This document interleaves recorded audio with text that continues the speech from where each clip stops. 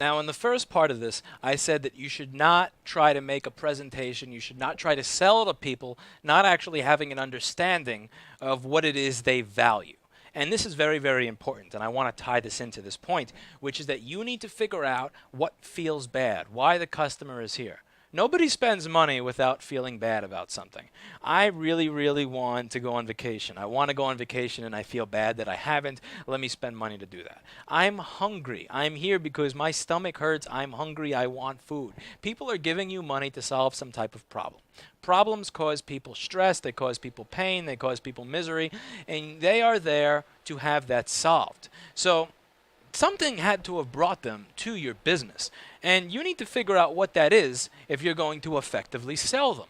Now again, that's why I say when you see people telling you, tell customers that you're saving the environment and it's easier to fix it and it's cheaper to fix it, it's all a bunch of shit because you truly don't understand what it is they value. Again, if you tell somebody who has an SUV in Manhattan who throws their cigarette butts out the window that you're saving the environment by fixing your phone versus buying a new one, you're wasting your breath. If you tell a guy with a Rolls Royce that you're saving money by fixing this, you're wasting your breath. If you tell a retiree who has their whole day available that you save 20 minutes by fixing this, you're wasting your breath. You are listening to advice from people who do not sell customers. You are listening to advice from people who type advice on how to sell customers so that they can make AdSense revenue. Stop that. Listen to this because this will actually work. I'm going to tell you through examples how this works.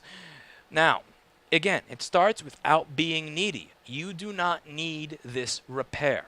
Let's say somebody comes in with a liquid damage machine. Now, again, this is an example that I used from a video that I've already done, but it's a really good example, so I want to use it again. This woman comes in and she's explaining the problem to my coworker. She spilled a bottle of water on it. It still works, but I'm kind of nervous. I don't know what I should do. And this is important because I'm going to go on to how to get rid of all that wishy-washy crap where they're not really sure what they want to do and how you work your way around this. Because again, a lot of customers, they come in with this idea, you are the salesperson, you need this deal, I'm the customer, I can walk out at any time. They feel like they're in an advantage, and you take that away by not being needy. So my receptionist explains all the options, and I'm always listening to everything. It doesn't matter what I'm doing. It doesn't matter if I'm soldering in the microscope, while I'm on my Bluetooth headset talking to a customer, while I'm watching Hannibal on my laptop. I'm listening and watching and paying attention to everything that's going on. So I'm listening to her explain everything, and she doesn't really want to leave it. And we explain her, ultrasonic cleaning is this much. We don't offer ultrasonic cleaning as a service anymore, because it's kind of a mess. You can put stuff in there that works and it comes out not working. But at the time it was like $125. So we tell the woman it's $125 to ultrasonically clean it, and that will get rid of any of the corrosion that's there, and you should be fine. And she's like, I don't really know if I want to spend that. I'm looking for a job right now on it. And she was really, one of the things I noticed, she's really pissed off at her phone. She's like playing with it and it's frustrating her. It's freezing. It's annoying while she's in the store. And she's going to walk out. And I ask her, I say, do you want me to show you how to use the LinkedIn app on your phone? This may seem kind of weird to you. Why do I care? Again, I'm sitting down working. I'm sitting down soldering and looking at something, and I interrupt my work to look at her as she's walking out and go, do you want me to show you how the LinkedIn app works on your phone? She's like, why? Well, what's the point of that? And I said, you said you were looking for a job, and if your laptop happens to die on you, I don't want you to be without the capability to look for work. That would really suck. Her face turned white. I found the pain points. That's what you want to do. You want to find the misery. You want to find the stress. You want to find the pain. You don't want to cause your customer stress. You don't want to cause your customer misery. You don't want to cause your customer pain. But what you want to do is get them to realize why they walked in your door. You want them to come to the conclusion themselves without you bringing it up, without you saying, like, you need to get this done because you need this to work. You need to get this done because you need to be able to find a job. You need this to work, and you're being irresponsible by not fixing it. That's what other places are going to say.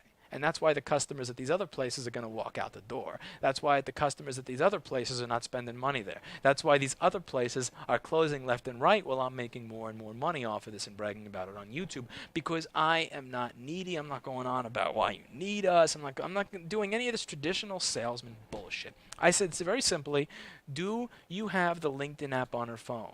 Why did I say that? Because I noticed she hated using her phone. She said she needed to find a job. She does not want to use her phone to find a job. The idea of using her phone as her primary computing device made her sick. And I'm not saying that it does. What I'm doing is I'm allowing the opportunity for her to realize that for herself. I'm building the vision in her mind of the misery she's going to have when this happens, to the point where her face turned white.